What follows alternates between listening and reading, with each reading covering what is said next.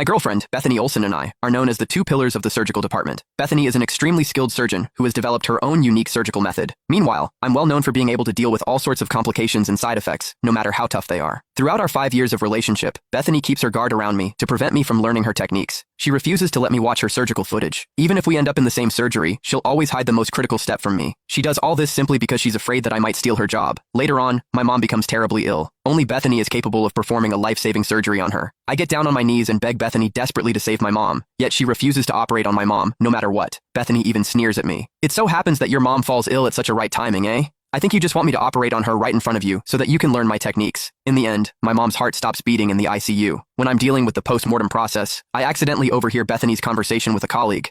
Gregory kneeled before you today, Bethany. I can't believe you still listened to Seth's advice by not performing the surgery on Madam Weber. Bethany says nonchalantly, actually, I was starting to doubt myself. Thank goodness Seth told me that it's almost time for our work performance to get evaluated. I'm very sure Gregory is trying to seize the opportunity to climb the career ladder, as if I'll let him have his way. Besides, Gregory isn't my student at all. If anything does happen to his mom, I can take the liberty to let Seth handle it. I've already taught him everything I know, so right now, he lacks a patient to test his skills on. It turns out that Bethany isn't afraid of me stealing her job. It's just that I'll always be an outsider to her. I just turn on my heel and walk away without saying anything.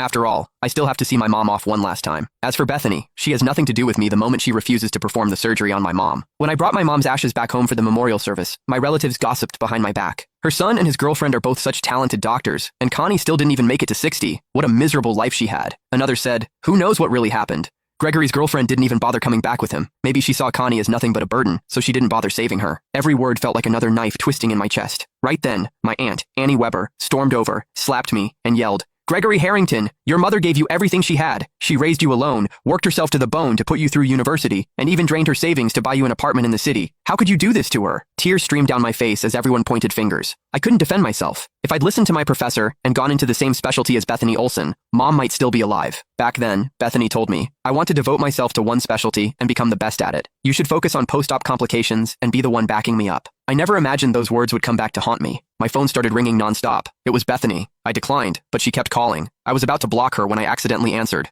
Where the hell have you been? She yelled. You took time off without even telling me. Do you even think of me as your girlfriend? My hometown, I replied coldly. Bethany scoffed. Oh, right. Seth told me you transferred your mom to another hospital. Turns out you moved her back home. And you still claim you didn't ask me to operate just to learn from me. If she were healthy enough to be sent back to some small town hospital, her condition obviously wasn't that serious. You swore you'd never go into the same specialty as me, Gregory. And now, you're lying about your mom's condition just to compete with me for the chief position. You should be ashamed of yourself. My hand trembled against the phone. Shut up, Bethany. My mom's dead, okay? Are you happy now? There was a brief silence before Seth Dawson's voice came through. Greg, you've gone too far. Even if you're lying, you shouldn't joke about something